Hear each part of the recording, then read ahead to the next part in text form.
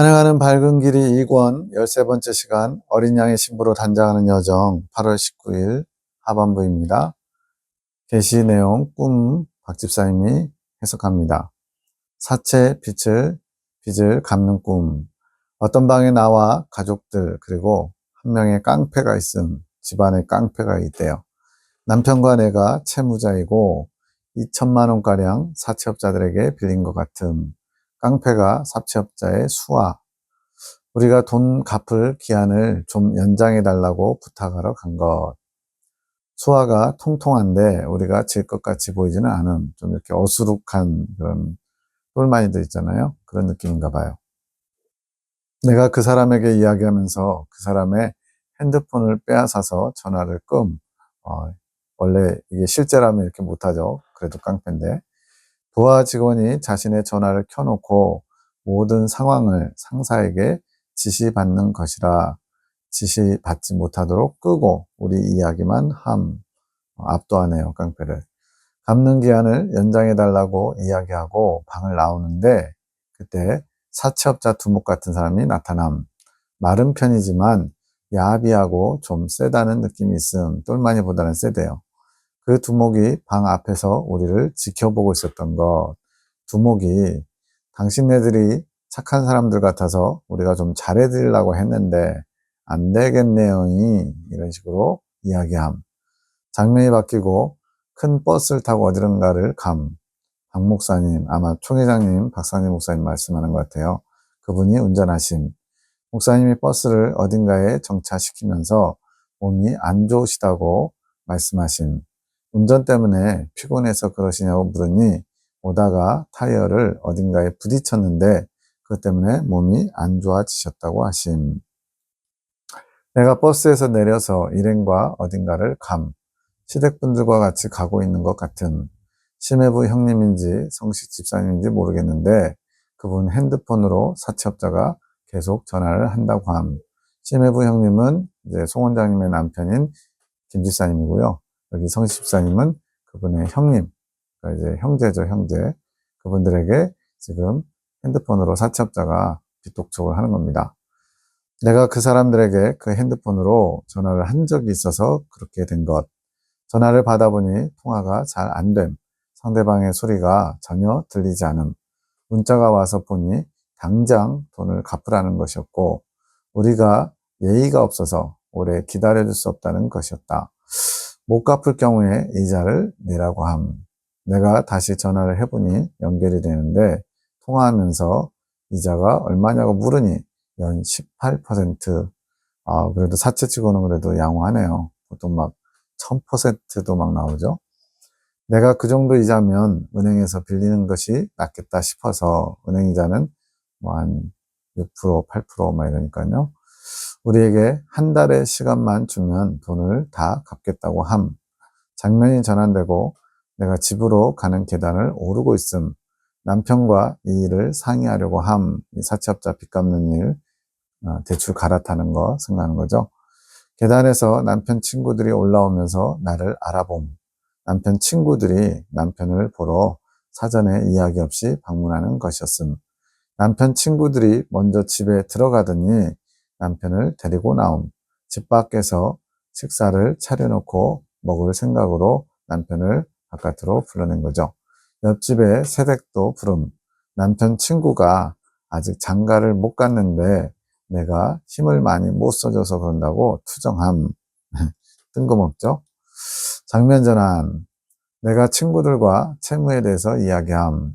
사채업자가 문자 보내기를 자신이 활동하면서 쓴 활동비는 어떻게 할 거냐고 보냄. 지금 원래 빚도 있지만 또 활동하는 데 들어갔던 비용도 내라는 거죠.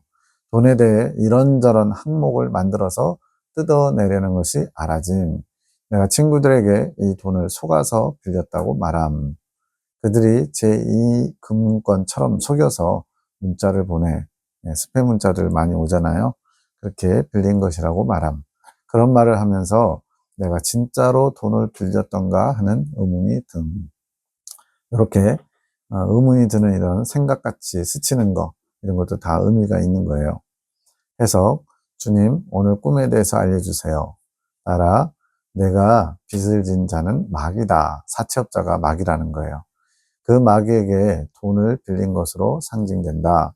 돈을 빌린다는 의미는 그의 것, 마귀의 것을 내가 사용한 것에 대한 대가다. 이거는 지금 우리도 다 해당되는 겁니다. 그는 자신의 것을 너희에게 베푸는 자가 아니다. 그 모든 것들이 다 되갚아야 하는 것들이지. 즉 마귀의 어떤 그 공중권세 잡은 자, 마귀의 처세 아래 우리가 마귀가 좋아하는 거, 원하는 거, 여기서는 이제 마귀가 공급해 준 거라고 표현하는데 그런 것들을 누린 것인 거예요. 그것은 다 갚아야 되는 것들이에요. 영혼을 대가로 주는 것이다. 그가 준 권력, 재물, 명예뿐 아니라 쾌락, 만족 등의 감정까지 그가 너에게 준 것들은 다 되갚아야 하는 것이란다. 마귀가 잠시 세상의 공중권세 잡은 자로서 하나님께서 마치 잠시 동안은 세상이 마귀 것이냐 마귀가 그 권세를 행하고 있는 거죠. 그것을 준 대신에 그들은 너희 영혼을 갖기 원하지 너희 영혼이 지옥에 속하게 하는 것이란다. 즉 이 땅에 사는 동안에 마귀가 공급해주는 정욕적이고 세상적이고 마귀적인 것들을 마음껏 누리고 그 대가로 그 영혼을 지옥으로 끌고 간다는 거예요. 이것을 해결하기 위해 내가 아사셀을 위한 속죄제물이 되었지.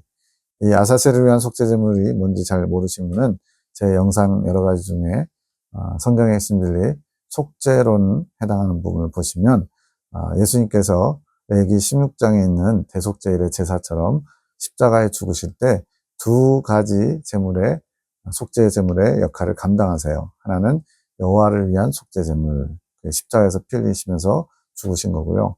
또 하나는 하나님 나의 하나님 어찌하여 나를 버리시나이까 버림받는 거. 이거는 이제 아사셀이라고 하는 고대 근동의 마귀를 상징하는데 이 아사셀에게도 광야 무인지경에 버림을 당합니다. 순념소가. 그래서 예수님은 1인 2역을 감당하셔서 하나님을 위한 속죄제물과 이 아사셀, 마귀에게 그 대가를 치르는 그런 속죄제물의 역할을 감당하세요.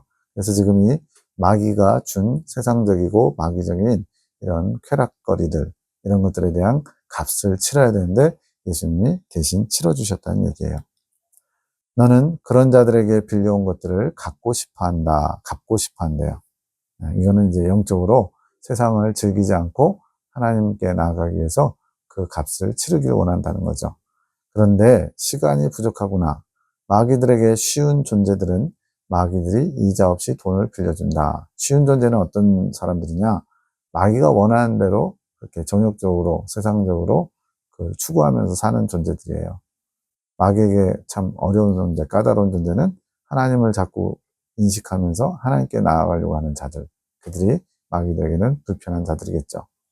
그냥 자신의 돈을 계속 쓰라는 것이지 이자도 안 받을게 계속 써 괜찮아 이렇게 유혹하고 미혹하는 거죠. 계속 빚을 지은 상태로 남아있도록 하고 그 빚이 자신에게 전혀 부담이 되지 않는 상태를 연장해 주는 것이다. 즉 사채업자한테 빚을 빌렸는데 언제 갚으라는 얘기가 없어요. 무기한이에요. 그러니까 갚지 않아도 되는 것으로 착각하고 계속 그것을 유지하려고 하는 거죠. 그게 불신자들이 지옥을 가는 줄 모르고 계속 정욕적인 삶을 추구하면서도 그게 인생이라고 착각하는 거죠. 그런데 어떤 이는 그것을 갚아야겠다는 마음이 든다. 이게 지각이 깨이는 거죠. 그것을 갚고자 하는데 당장 갚을 능력이 되지 않는다. 그래서 우선 수하에게 앞에 사채업자의 뿔마니가 와서 막 협박하고 이자 물어내라고 막 그랬었죠. 그 수하에게 내 의견을 말한다. 수하에게 이제 선포하죠. 전화기도 뺏고 막 그러면서 이것은 너의 의지의 선포다. 그리고 그 의지가 성취될 동안 마귀를 결박하고 싶어 한다. 갚을 거야. 이렇게 말하는 게 이제 의지의 선포고, 그리고 마귀를 결박하는 건 뭐냐? 핸드폰으로 다른 사람에게 보고하지 못하도록, 즉, 사채업자, 그 상관에게 보고하지 못하도록 핸드폰을 끄는 행위, 빼앗아서 껐죠. 실제로는 이제 있을 수 없는 일인데, 이걸 설명시키려고, 이해시키려고 하나님께서 꿈을 그렇게 꾸게 하셨어요. 이것은 너희가 마귀를 대적하고 선포하는 것이다. 마귀는 타협하는 존재가 아니래요. 그냥 피하는 것도 안 된대요. 대적해야 된대요. 이런 식으로. 그런데 너희 모든 행동을 더 강한 마귀가 보고 있다. 사채업자죠. 이것은 내가 허락한 자들에게 그 마귀가 활동할 수 있도록 해서 그렇다. 중요한 포인트가 나왔습니다. 마귀조차도 우리를 괴롭히고 우리를 망하게 하고 지옥으로 끌고 가는 게 목적인 그 마귀조차도 하나님의 허락 가운데 활동하고 있다는 거예요. 그럼 하나님 허락지 않으면 마귀가 우리를 어떻게 할 수 없다는 거죠. 그들이 너희를 올가매려고 한다. 너희 탓을 하지. 너희가 좀 이렇게 착한 사람들, 말 잘 듣는 사람들인 줄 알았는데 안 되겠다. 뭐 이런 거 있었죠. 네. 너희가 자신을 대적했기에 자신이 더 악랄해진다는 것이다. 대적한 것이 잘못이라고 너희에게 말하지만 너희의 대적이 잘못이 아니라 그는 원래부터 그렇게 악랄한 자다. 자신은 괜찮았는데 니들이 문제야. 너희가 잘못한 거야. 라고 이렇게 탓을 한다는 거예요. 그래서 책임을 전가시키는 거죠. 그가 너희를 옥죄다. 자신의 것을 취한 것에 대해서 대가를 지불하라는 것이지. 당장 갚으라고 하는 거죠. 당장 지불할 능력이 없으면 더 많은 채무를 너에게 씌우며 너희를 옥죄다. 그래서 사채업자한테 100만 원 빌렸는데 나중에 1년 지나고 나서는 몇천만 원으로 늘어나는 경우가 많아요. 아직 세상을 잘 모르는 젊은이들이 많이 그런 거에 당했죠. 지금도 당하고 있고요. 이것은 그와 대적하면 할수록 느껴지는 죄의 무게라. 그러니까 마귀에게 저항해 보는 거예요. 대적해 보는 거예요. 그랬더니 더 죄의 무게는 커져갑니다. 즉 신앙이 성장하면 성장할수록 죄의 무게가 덜어지는 게 아니라요. 더 많은 죄를 인식하기 때문에 더 무겁게 느껴지는 거예요. 너희는 스스로 너희 죄를 깨끗하게 할 수 있는 능력이 없다는 것을 깨달으면 깨달을수록 이건 정상적인 거고 성장한다는 의미예요. 나는 스스로 내 죄를 깨끗하게 할 수 없구나. 내 죄 문제를 해결할 수 없구나. 이걸 처절하게 알게 되죠. 그 죄의 무게는 더해지고 그것이 너희 마음을 옥죄지.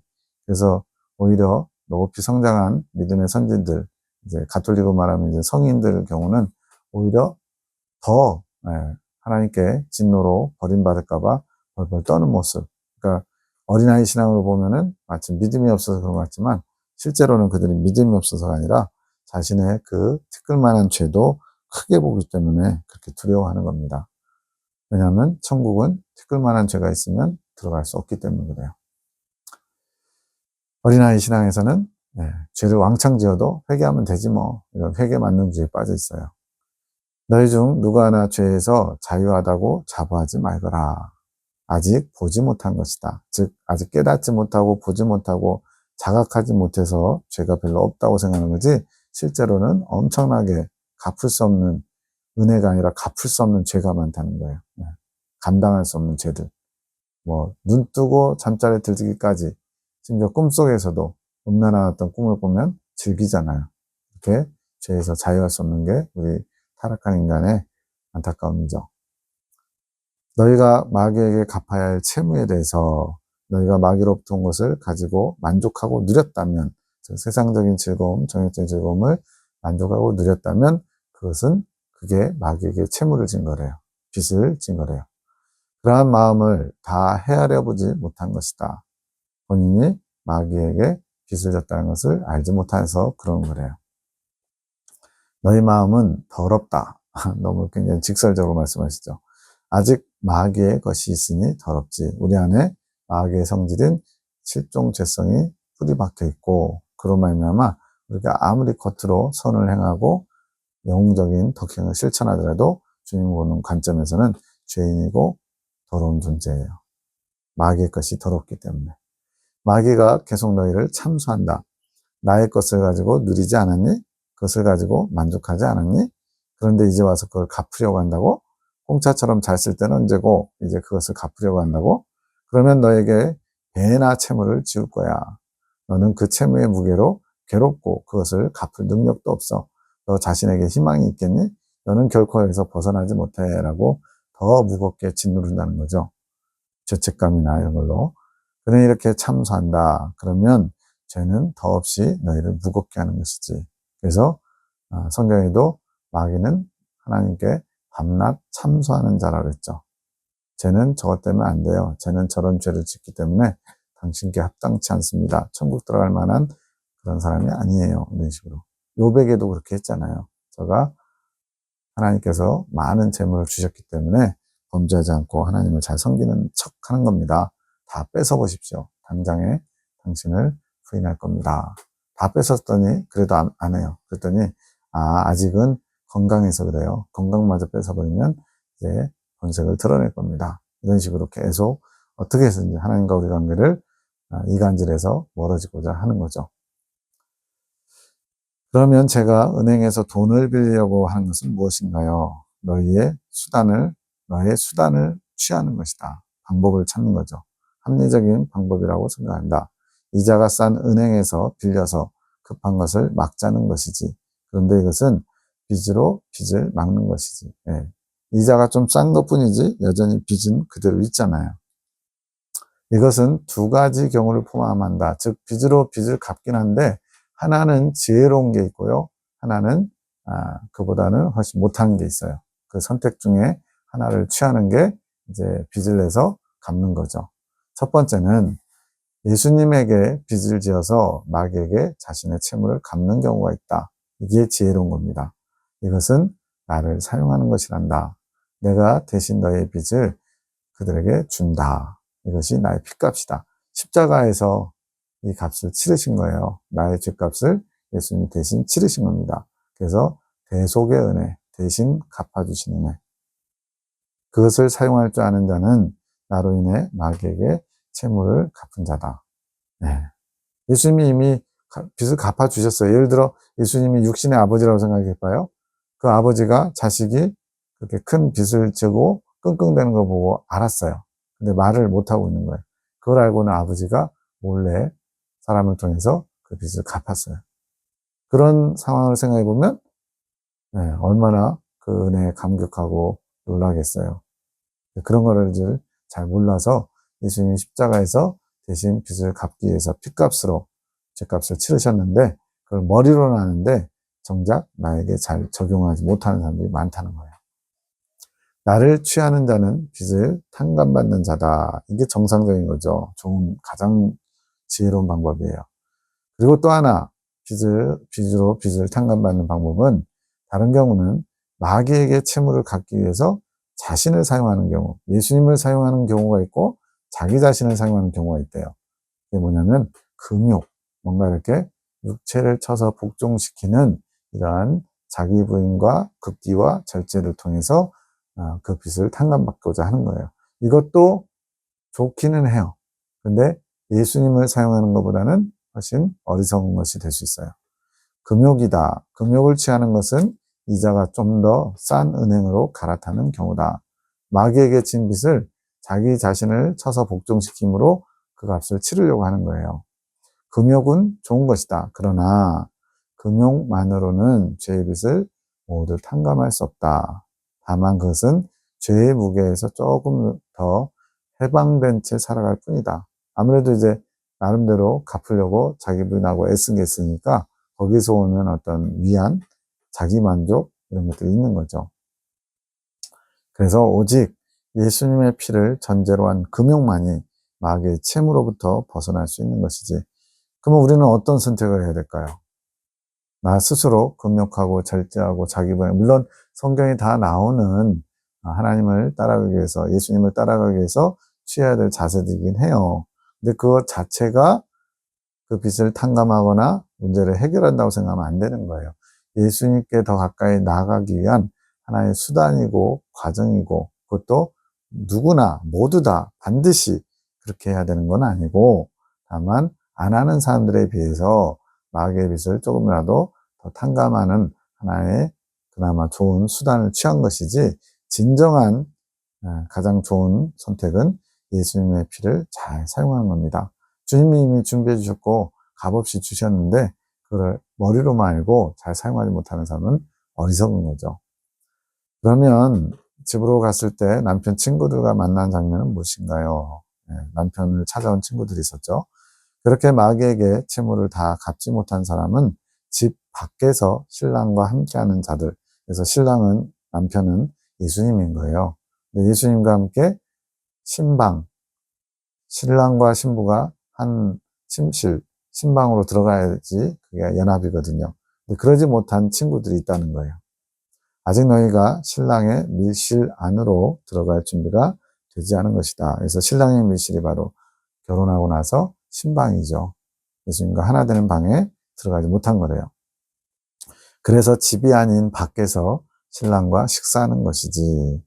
예수님이 누구든지 내 음성을 듣고 문을 열면 내가 그에게로 들어가 그로 더불어 먹고 그는 나로 더불어 먹으리라 말씀하셨잖아요. 이게 안 된 사람들은 밖에서 먹을 수밖에 없다는 거예요. 아직 이긴 자가 되지 못한 상태이지. 신부로서 자격이 주어졌지만 그것이 아직 완성된 상태는 아닌 것이다. 남편 친구들은 무엇을 상징하나요? 왜 남편 친구가 장가를 못 간 것에 대해 제 탓을 하나요? 예, 장가를 못 간 게, 이 화자 박명희 사님이 소개를 안 해줘서 그런다고 탓을 했죠. 신랑의 친구들은 신랑을 만나려고 온 자들이다. 그래서 신랑은 지금 예수님이라고 그랬어요. 그런데 자신들이 신랑에게 연락하지 않고 조용히 왔다고 하지. 이런 것도 다 의미가 있는 거예요. 즉, 나와의 교제함, 예수님과 사귐, 동행. 그래서 주님과 온전히 하나됨을 이루지 못하고 부끄러운 구원을 받을 자들. 그래서 부끄러운 구원이라고 해서 1층 변두리에 간다는 얘기라기보다는 예수님과 하나 되지 못한, 즉 신부가 될 자격이 없는 사람들이에요. 그들 자신이 나와 연락하며 지내려는 의지가 없이 나를 만나 구원을 받은 경우이지. 즉 예수님과 계속 끊임없이 교통하면서 동행하면서 그렇게 구원에 이른 사람이 아니라는 겁니다. 그래서 겨우겨우 구원받는 정도. 근데 이게 꼭 1층천에 변두리 가는 그런 구원을 말하는 게 아니고 예수님의 신부, 어린 양의 신부들 외의 사람들이 다 이런 거죠. 그가 결혼하지 못한 것, 즉 예수님과 하나 되지 못한 것을 너에게 탓하는 것은 너는 신부의 자격에 대해 아는 자여서 그렇지. 즉 너는 왜 신부의 자격에 대해서 알고 있으면서 너도 그 길을 가면서 우리에게는 그거를 안 가르쳐 주냐. 이게 바로 소개를 안 해준 거. 그런 식으로 지금 꿈에 접목되는 거죠. 그 자격에 대해 자신에게 일러줬더라면, 즉 신부가 어떤 이인지 자신에게 소개를 해줬으면 자신도 장가를 갈 수 있었다라는 뜻이니라. 원망 탓하는 거죠. 제가 가족들과 이야기하는 장면은요. 마귀의 채무로부터 벗어나기 원하는 자일수록 마귀의 채무로부터 벗어나기 원한다. 이게 영적으로 깨어있는 사람이죠. 자신이 진 빚에 대한 실체를 자각하게 된다. 그 빚이 크게 느껴질까요? 작게 느껴질까요? 더 크게 느껴지겠죠. 그래서 나는 죄인 중에 괴수다. 바울이 그런 고백을 한 것처럼 그렇게 될 수밖에 없어요. 그런데 그 빚은 실제로는 존재하지 않는 빚. 왜 그럴까요? 예수님이 이미 다 지불하셨기 때문에. 이미 채무가 탕감됐어요. 그렇기 때문에 빚이 없는 건데도 마귀는 마치 빚을 받아야 된다는 것처럼 그렇게 겁박하는 거죠. 왜냐하면 인류의 죄에 대한 대가는 이미 내가 다 지불했기에 그렇지. 그것을 더 자각하게 되는 것이지. 마귀의 채무를 갚도록 피 흘리는 싸움을 하거라. 이제 우리의 몫도 있어요. 예수님이 다 갚아주셨다고 해서 끝난 게 아니고 우리의 몫은 그 채무를 예수님이 갚아주셨지만 그 갚아주신 것을 우리 각자가 이제 접목해서 자신에게 적용해서 사용해야 돼요. 그게 바로 여기서 말하는 피 흘리는 싸움입니다. 오늘날 개신교 또 많은 그리스도인들이 예수님이 다 해주셨으니까 다 끝난 걸로 착각을 해요. 그래서 나는 그냥 이제 이 땅에 살면서 예수님 믿으면서 천국 가는 복도 누리고 또 이 땅에서도 어느 정도 잘 먹고 잘 살면서 하나님의 일을 감당하면 이 땅에서도 복을 받고 이런 식으로 생각하는 거죠. 근데 예수님이 다 준비해 주시고 다 갚아 주신 거지만 그거를 이제 내가 사용해야 되는 거예요.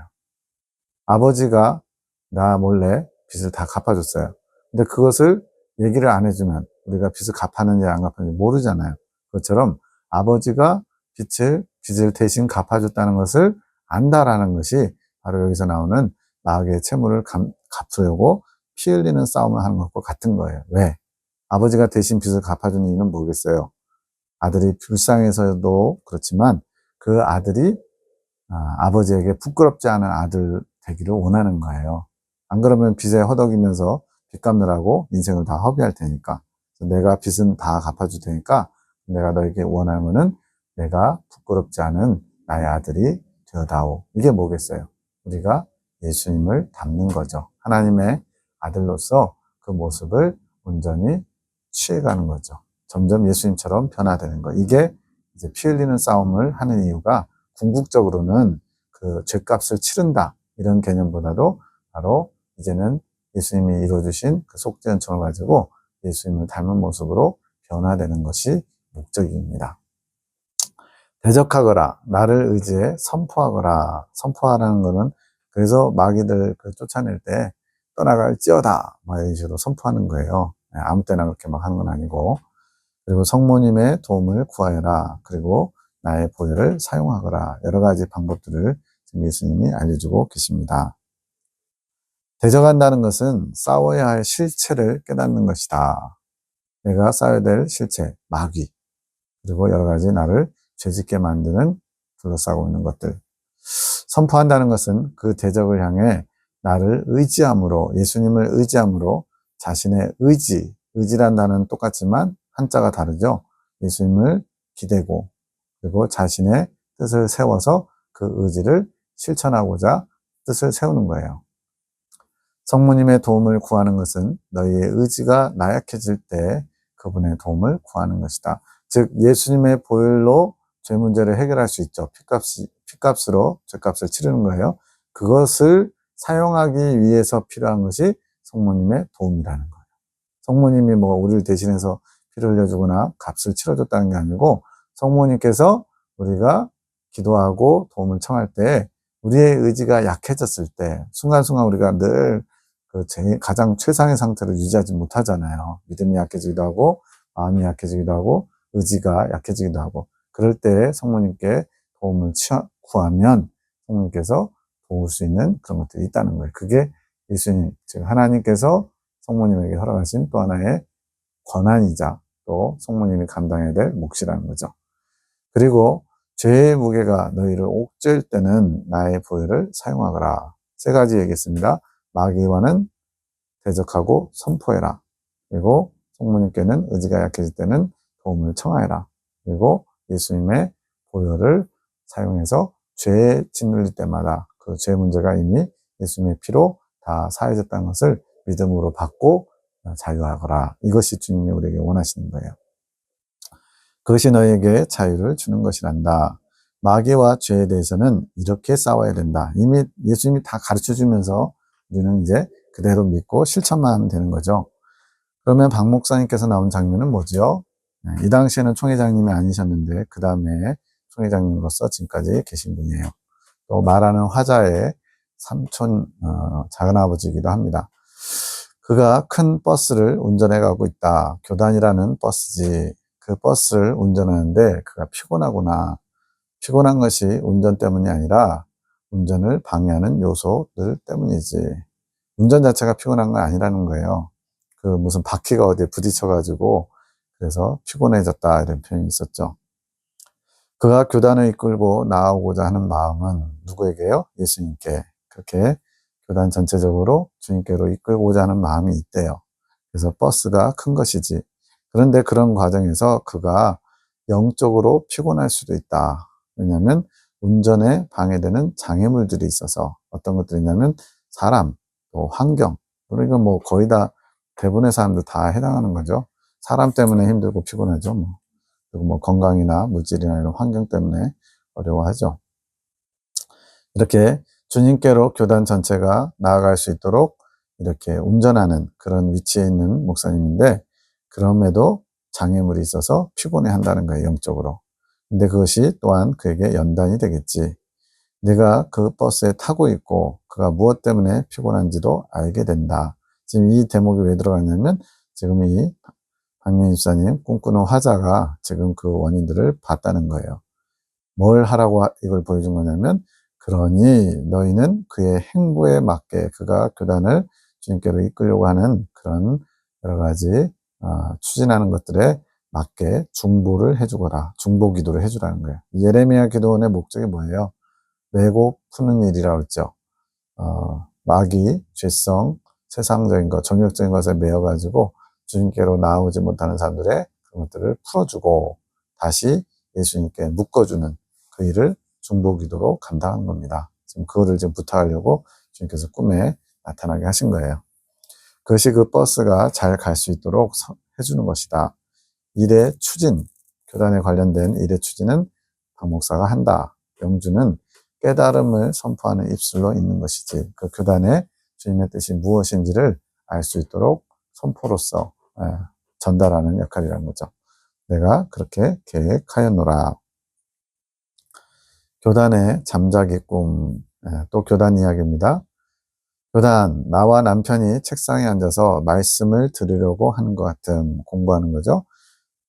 사경의 말씀 듣거나 이런 것도 있겠죠. 자리가 어수선해서 자리를 좀 정리함, 전반적으로 어수선한 분위기, 사람들이 좀 있는데 새로 오신 분들도 보임, 누군가 앞에서 성경 말씀에 대해서 이야기하심, 그 이야기를 들은 새로운 분들이 좀 의아해하며 이해가 안 된다는 느낌으로 말하심, 강의하신 분이 광고하는데 이제 그 밤에 이제 집회 끝날 때쯤 돼서는 이제 잠자는 위치 같은 거 알려주거든요. 잠을 자는 것에 대해 안내함, 본당에서 자야 해서 내가 방석과 이불을 좀 챙김, 새로 오신 분들에게도 챙기라고 함, 남편이 교단에서 매트를 줘서 방석이 많이 필요 없다고 함, 예전에는 이제 이런 매트 같은 것도 없어가지고 방석 깔고 자고 이랬었는데 이제는 매트라는 게 준비됐다는 거예요. 내가 가지고 간 무릎 담요가 없어짐, 담요를 찾는데 내 것인가 하고 집은 것이 2개였어요. 그런데 내 것과 매우 비슷한데 살짝 모양이 다르거나 질감이 다른 담요라서 내 것이 아닌 걸 알게 됨. 누군가 자신의 것과 내 것이 비슷해서 이것을 놓고 간 것이 알아진, 일부러는 아니고 바꿔치기가 된 거죠. 다들 자려고 하니 내일 좀 밝아지면 찾아야겠다 생각함. 이것만 봐서는 무슨 내용인지 잘 모르겠죠. 남편과 교단에서 말씀을 듣는 장면은 무엇인가요? 말씀을 듣다가 쉬는구나. 잠을 자려고 준비하는 것이지. 지난번 꿈과 대조되는구나. 나의 교단이 회복되면 그렇게 말씀을 듣는 것과 자는 것이 같이 이루어질 것이다. 그래서 자는 것은 쉼이고요. 말씀을 듣는 것은 공부하는 거잖아요. 이 예수님에 대해서 공부하는 것, 취하는 것, 영의 양식을 먹는 것, 이것과 쉼이 같이 이루어져야 돼요. 하나만 돼가지고는 건강하게 성장할 수가 없다는 거예요. 잘 도구도 이제는 잘 준비해주는 교단이 되는구나. 방석을 대신해서 접이식 매트리스, 이렇게 실제로 이렇게 만약에 어떤 섬기려면 돈 주고 사야 되는 거죠. 그런 것들이 준비된 거. 그곳에서 말씀을 듣고 의아해하는 자는 진리로 인해 충돌을 겪는 자들이다. 어떤 그 강의를 들으면서 의아해하는 사람들이 있었어요. 진리로 충돌, 뭔가 이렇게 이상하게 생각하거나 안 맞다고 생각하는 거죠. 근데 그것이 좋은 충돌이다. 그런 충돌이 있어야 깨달음을 얻게 되는 것이지. 그냥 이미 알고 있는 말씀처럼 그냥 한 귀로 듣고 한 귀로 흘려버리는 게 아니라, 저건 무슨 말이지? 이해가 안 되는데? 이런 식으로 충돌이 일어나면 한 번 더 생각하니까요. 그런 자들의 충돌은 사그라들 것이다. 어떻게 할 때 사그라드냐면 그들이 진리를 얻고자 하는 마음이 있다면, 즉 순수하게 하나님 말씀을 취하고자 하는 마음이 있으면 그런 충돌의 결국은 나의 진리에 대한 깨달음을 낳지. 이건 이제 긍정적이고 좋은 사고방식을 가진 거죠. 교단의 진리는 나의 진리이니 충돌의 종국, 마지막은 깨달음이다. 이런 개인의 어떤 생각과 충돌이 일어났을 때 그들이 근본적으로 좋은 마음만 가지고 있으면 깨달음을 얻게 된다는 거예요. 자신의 것이 깨지고 주님의 진리가 들어가게 되는 거죠. 그러니 나의 진리를 얻어가는 너희도 담대하거라. 말씀의 끝이 어디를 가리키고 있는지 알면 담대해질 수 있노라. 왜 이렇게 많은 시간을 들여서 공부하고 나누고 또 이렇게 유튜브로 또 말씀을 다 기록해서 전달하겠어요. 이거 가지고 무슨 돈을 벌거나 또는 나를 유명세를 타거나, 유명세 탈 수도 없지만 그런 깜도 안 되지만 이것을 하는 목적은 단 하나입니다. 주님의 뜻을 밝히 온전히 순전하게 나타내고 그것을 통해서 깨닫고 주님 앞으로 한 걸음 더 가까이 나아가고자 방향과 목표를 알려주는 것이 이것을 기록하는 목적이에요. 그것을 단 한 사람이라도 취하게 된다면 이것은 성공한 하나님의 사역이 되겠죠. 자, 이제 계신데 이건 꿈은 아니고 환상입니다. 에녹 자매가 이제 보고 환상을 풉니다. 머리를 산발한 여인이 보여요. 무섭겠네요. 주님, 이 환상은 무엇인가요? 따라 그건 너희의 예전 모습이란다. 귀신 얘기 아니고 너희의 예전 모습이 머리를 산발한 여인처럼 보인다는 거죠. 나의 진리들이 정리되지 않은 자들은 그렇게 산발한 머리 형태를 하고 있단다. 머리가 길고 헝클어지고 막 이런 거는요, 거의 99%다 이런 진리가 정돈 안 된 거라고 생각하시면 틀림없습니다. 꿈이든 환상이든 뒤죽박죽이지. 진리와 비진리가 섞여 있는 모습이란다. 그러니 그런 형상에 있는 자들은 답답하다. 진리가 살아있지도 못하고 뒤섞여 있기에 그렇게 복잡한 상태란다. 명확하게 이렇게 딱 구분되어지고 깨달아져야지 머릿속도 시원할 텐데 진짜와 가짜가 섞여 있으면 당연히 그렇게 되겠죠. 내가 그것들을 하나하나 빗어주기 원한다. 정리하기 원하는 거죠. 정리정돈. 진리가 정돈되어 가는 것이란다. 단장하는 자들이 새롭게 정돈되는 것이지. 단장, 신부단장의 머리를 정리하고 또 머리에 이렇게 장식을 다는 게 꼭 나오거든요. 이런 게 다 뭐겠어요? 진리가 정돈되는 거죠. 그것이 예수님을 또 가까이 하는 것이고 신부로서 준비되는 거예요. 옛것은 가고 새 것이 되는 것이란다. 그러니 머리에, 생각에, 마음에, 감정에 이런 모든 것에 진통이 있을 때, 앞서 의아해하는 거, 그런 것들이 있을 때 지금 내 산발한 머리가 빗어지는 중이구나. 사실 머리가 엉클어져 있는데 빗으로 이렇게 내리면 어떻게 돼요? 중간에 반드시 걸리죠. 이렇게 순간적으로 소리로 내게 되죠. 그런 것처럼 산발한 머리를 빗는 데는 진통이 따르게 마련입니다. 그렇게 단장된 모습들을 소망하여라. 소망 가운데 나에게 너희 머리 단장을 더 맡기거라.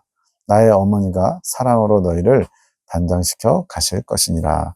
성모님 얘기가 자주 나오죠. 저는 성모님에 대한 신심을 제가 혼자 갖고 있었던 건 아니고 이렇게 예수님의 말씀으로 받으니까 예수님이 성모님을 통해서 도움을 받아라. 이렇게 말씀하시기 때문에 저는 그를 그대로 받는 겁니다. 이렇게 받는 사람이 영적으로 유익할까요? 아니면 성모 마리아는 뭐 이단 다른 이단이나 또 저는 다른 종교에서 온 여신을 숭배하는 사상이 성모 마리아에 대한 신심을 만들어냈다 이렇게 믿어가지고 거부감을 느끼는 사람, 그 사람에게는 오히려 주님 앞에 혹여나 범죄할 수 있는 게 될 수도 있어요. 주님의 뜻을 거스르는 게 된다면. 그러려면 차라리 예수님이 하신 말씀이라 믿고 그냥 받아들이면 훨씬 더 유익합니다. 내 영혼도 안전하고요. 그런데 왜 여인으로 표현되어 있는 것인가요? 환상의 여자분 산발한 머리였죠. 나의 신부가 될 자들이니 그런 것이지. 머리가 길다는 의미에서 여자로 한 게 아니라 신부로 단장될 자들. 신부는 남자든 여자든 상관없이 어린 양의 신부는 여자의 개념이잖아요. 그렇다고 해서 어떤 성적인 그런 건 전혀 없습니다. 예수님이 신랑이시고 그의 신부들은 여자들인 개념인 거죠. 그래서 내가 너희 사상을 미리부터 정돈시켜 가는 것이란다. 본격적인 단장이 시작되었을 때 많이 산발한 머리일수록 단장에 나갈 때 고통이 있는 것이란다. 그러니까 머리를 예를 들어 일주일 동안 안 감았다. 그럼 머리가 어떻게 돼요? 떡지고 엉키고 그러면은 빗질을 하면 어마어마하게 아프겠죠. 어쨌든 간에 다 똑바로 갈라야 되니까. 그래서 미리미리 준비하는 게 좋은 거예요. 진리 정돈도 그렇고 또 주님을 사랑하는 마음, 사모하는 마음, 주님 중심의 순전한 마음을 품는 것도 할 수만 있으면 미리미리 다 정리하는 게 좋습니다. 그만큼 시간이 더욱 걸리겠지. 여기서 신부단장의 개념은 대체적으로 이제 3차 연단 들어가면서 신부단장이 된다라고 생각하시면 돼요. 왜냐하면 세 번째 연단을 마치면서 어린 양의 신부로서 이긴 자가 되잖아요. 그래서 구체적인 신부단장의 시간은 세 번째 연단인데 그 전에 세 번째 연단 들어가기 전에 진리 정돈이나 예수님을 사랑하는 마음이나 이런 순전한 마음을 갖추는 것을 준비하면 할수록 세 번째 단이 그렇게 어렵지 않을 수 있다는 거죠. 그러니 너희는 특은을 입은 자들이다. 그리고 그만큼 때가 급하구나. 예수님이 이제 신랑으로서 신부들을 데리러 오시거든요. 휴거 사건이고 대화환란 전에 있을 일인데 2030년 안에 이런 일이 있을 가능성이 아주 많습니다. 정말의 때를 말하는 건 아니고요. 근데 지금 돌아가는 세상, 전쟁이나 기후재앙을 봤을 때 대환란이 심히 임박해 온 것, 성경의 예언이 지금 성취되고 있음을 보고 있습니다. 또 다른 환상입니다. 스테인레스로 된 볼, 이렇게 과일이나 무슨 음식을 담을 수 있는 큰 이렇게 구로 된 거, 그걸 볼이라고 부르더라고요.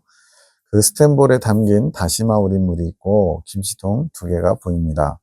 주님, 환상에 김치통이 많이 등장하네요. 저번엔 김치통이 막 그 또랑길 옆으로 이렇게 쭉 있기도 하고 막 그랬죠. 여러 차례 등장해요. 다시마 우린 물과 김치통은 무엇을 상징하나요? 따라 다시마를 우린 물은 양식의 기본이 되는 것이구나. 우리로 말하면 이제 어떤 국물 맛을 낼 때 다시마를 우리죠. 음식을 만들 때 기본 재료가 되는 것이지. 하지만 이것으로 맛이 좌지우지 된다. 그러니까 다시마 우린 물로 한 거하고 그냥 맹물 쓰는 거하고는 맛이 달라지잖아요.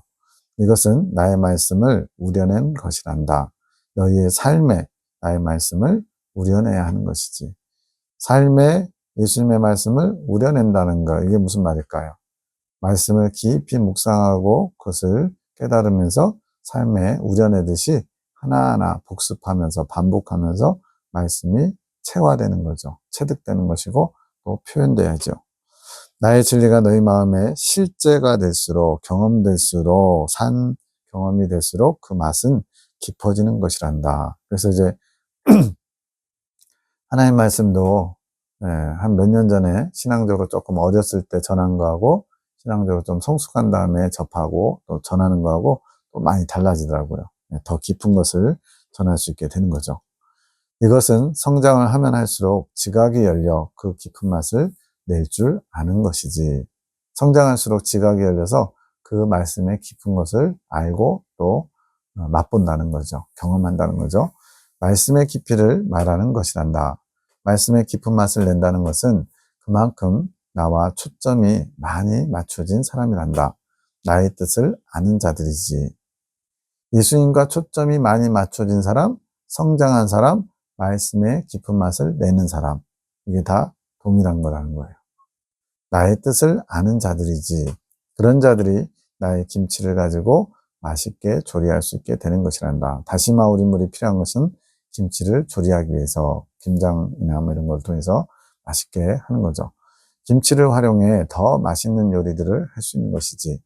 김치 자체도 너희가 먹어야 할 양식도 되지만 또 그 김치를 다시마 우린 물과 함께 했을 때 말씀과 삶으로 경험한 우려낸 말씀의 깊이가 함께하게 될 때 더 풍성하고 다양한 요리를 할 수 있게 되는 것이란다. 우리 표현으로 금상첨화라고 그러죠. 그러니 말씀을 살아내는 것이 중요한 것이지. 그러니까 지식을 많이 쌓고 굉장히 막 이 책 저 책 왔다 갔다 하면서 엄청나게 놀라운 비밀과 같은 지식들을 쏟아내도 말씀을 경험한, 말씀을 살아낸 그게 없으면 안고 빠지는 찐빵이 될 수 있다는 거죠. 말씀을 살아낸다는 것은 그 말씀이 자신의 것이 되는 것이란다.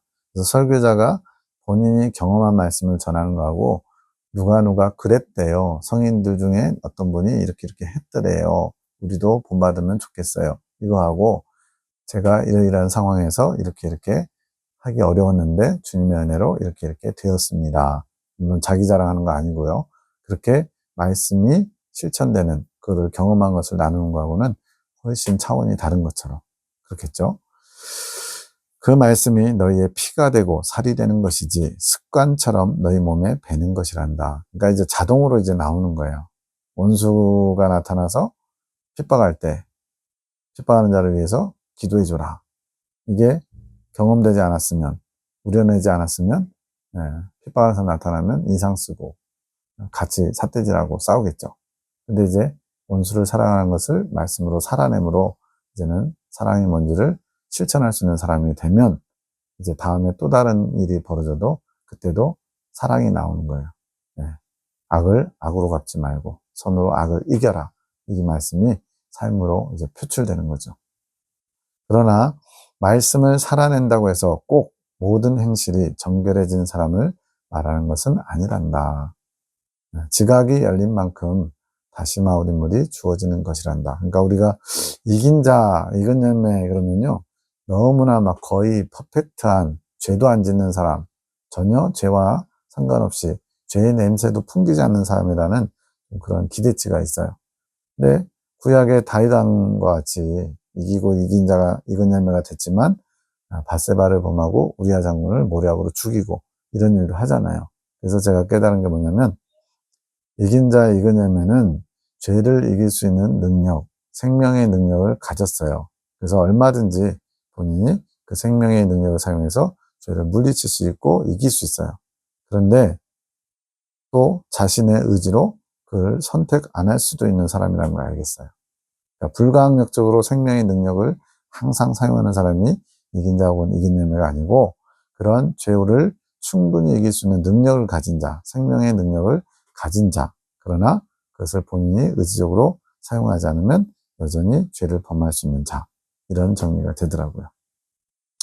거의 죄를 범하지 않는다고 보셔야 돼요. 그런데 너무 우리는 이긴 자, 이긴 열매에 대해서 추상적으로 거의 예수님 같은 사람, 이런 식으로 기대치가 있어요. 근데 그걸 조금은 관점을 바꿀 필요는 있을 것 같아요. 그렇다고 해서 뭐 가볍게 여기거나 쉽게 여기는 건 아닙니다. 다만 죄를 범할 수 없는 사람이라는 그런 관점은 좀 내려놓으셔야 돼요. 죄를 범할 수 있지만 죄를 범하지 않는 사람. 그게 이긴 자, 이긴 열매 같아요. 그럼 이긴 자가 되면 우리 완전한 것인가요? 그렇지는 않다. 이긴 자는 모든 것을 수용할 수 있는 자, 포용할 수 있는 자, 담을 수 있는 자, 나의 진리 안에서 모든 것을 수용하는 자이지 그릇이 된다는 겁니다. 비워졌다는 얘기예요.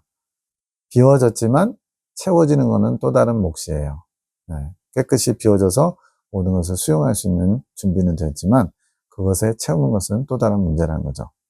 그래서 우리물이 완전해진 것은 완덕까지 향한 자, 익은 열매를 지나서 완덕에 이르러야 그것이 우리물이 온전해지는 거라는 거예요. 이긴 자가 된다고 해서 그 물이 다 우려진 것은 아니다. 이긴 자부터 완덕으로 향할수록 그 물은 점점 더 짙어지겠지. 나에 대한 깊이는 너희가 측정할 수 있는 게 아니란다. 우리가 하나님 창조주로 어떻게 측정하겠어요? 아브라함에게 어떤 분이 입신해가지고 아브라함이시여 당신은 여기에서 4,000년을 보냈으니까 이제 천국에 대해서 좀 아시겠네요. 물었더니 고개를 절레절레 흔들면서 나는 아직 하나님의 발등상만큼도 알지 못하고 천국에 대해서도 다 알지 못한다. 그런 식으로 대답했다는 거예요. 그게 조금 이해가 됩니다. 다만 내가 그 마음을 넓혀줄수록 나에 대한 깊이를 더욱 알 수 있는 것이지. 그럼 우리는 무슨 기도해야 되겠어요? 제 안에 주님이 주신 것들을 다 담을 수 있도록 저희 마음을 넓혀주셔서 저희 영역을 확장시켜 주셔서 내 입을 크게 열라 내가 채우리라 그 말씀처럼 제게 이루어지이다 이렇게 기도하면 좋겠죠. 밤기도 중재기도 송원장님 나의 주여 당신께 청하옵니다. 저를 불쌍히 여기소서 연약한 저를 불쌍히 여기소서 더러운 제 마음을 제 영혼을 당신의 보혈로 씻어 주소서 저의 더러움으로 정결하신 당신께 나아갈 면목이 없습니다. 저를 불쌍히 여기시고 정결하게 씻어 주소서 당신 힘으로 새 힘을 얻기 원합니다. 당신께 은혜를 구하오니 제 마음에 은혜로 채우소서 그 은혜의 기쁨으로 당신께 더 나아가게 하소서 반복되는 저의 죄로 인해 괴로운 제 마음이 당신의 평안함으로 채워지게 하소서 반복되는 죄, 습관적인 죄 지금 송원장님 세 번째 연단 통과 중이거든요. 그래서 여기서 말하는 반복되는 죄가 우리가 생각에 뭐 나쁜 그런 악습에 따른 죄가 아니라 작고 사소한 거지만 주님 앞에 합당치 않은 것이기 때문에 고통스러워하는 겁니다. 만왕의 왕이요 만주의 주시여 당신의 십자가 은혜와 사랑을 찬양드립니다. 당신의 십자가 사랑이 있기에 은혜의 보좌 앞에 담대히 나아갑니다. 당신의 자녀로서 당신의 긍휼하심을 입습니다. 당신 뜻을 이룬 겸손한 나귀가 되고 싶습니다. 지금 그 남편인 김 집사님을 주님께로 모시고 가는 그런 겸손한 낙이 그것도 포함하고요. 중재자이기 때문에 중재자 역할이 하나님께 스스로 나가지 못하는 사람들을 대신해서 중재자로서 그들을 주님께로 나올 수 있도록 막혀있는 것을 뚫어주는, 막혀있는 것을 대신 감당해주는 역할이거든요. 그러니까 겸손한 나귀는 남편에게뿐만 아니라 다른 모든 기도의 대상들, 중재의 대상들이 다 포함되는 거죠. 하늘 군대도 포함돼서. 저는 아무런 능력이 없지만 당신의 능력을 취하오니 당신의 뜻을 이루어 가소서. 저는 능력이 없습니다. 다 주님께서 주셔야 되고 주님께서 하셔야만 합니다. 이거죠. 당신의 큰아들 김집사님을 축복하소서. 당신의 은혜를 부어주소서. 그 마음이 당신을 원하는 준비가 되게 하소서. 당신의 은혜가 있어야만 그 선한 마음이 준비될 수 있습니다. 그 견고한 진들을 당신께서 깨워오셨습니다. 그것이 당신의 사랑이었습니다. 당신께서 당신의 길을 만들어 놓으셨으니 당신께서 더 깊이 임재하소서. 그 마음이 준비되어 당신의 사랑을 사무치도록 원할 수 있게 하소서. 지금 누가 길을 만들었다고요? 주님께서 친히 길을 만들어 놓으셨대요. 그러니까 우리는 주님 앞에 그저 당신의 자비와 긍휼과 사랑을 구합니다. 저에게 주십시오. 저를 이끌어 주십시오. 이렇게 겸손한 자세만 취하면 되는 거예요. 주밖에 믿을 리 없으며 진실로 사랑할 자 없음을 절절히 깨닫게 하소서. 사람에 대한 기대치 이런 거 다 내려놓으라는 거죠. 당신의 움직임이 보입니다. 그에게 당신의 마음의 사랑을 내려보내기 시작하시네요. 이건 뭐 뭔가를 보면서 하는 걸 수도 있고요. 또는 그 마음의 소원을 주님께서 받으셨다고 믿기 때문에 이런 고백을 할 수 있는 것 같아요. 당신 사랑의 연합을 위한 일을 시작하심을 감사합니다. 아주 신중하게 은밀하게 진행해 가십니다. 신중하게 은밀하게 기도하니까 주님께서 약간은 장난적인 느낌 나게 쉿! 그가 김집사가 마음을 준비하고 있다. 지금 기도하면서 나의 사랑을, 나의 이쁨을 받을 준비하고 있다는 거예요. 내 마음을 받고 있다. 지금 기도 중에 예수님의 마음을 받고 있다는 뜻. 그의 기도가 보호받을 수 있게 도와주어라. 마귀들이 틈을 보거든요. 그래서 순간순간 이렇게 삐끗삐끗하는 그런 일들이 만들어져요. 그를 보호받도록 기도해 주래요. 독수리의 얼굴이 보이면서 그가 나를 향해 날아오를 것이다. 또 호랑이 얼굴도 보여요. 우리는 호랑이 그러면 이제 포악성, 이런 죄성과 연결시키는데 여기서는 나를 향해 용맹스럽게 달려올 것이다. 용맹한 모습으로 나타난 김집사님을 상징합니다.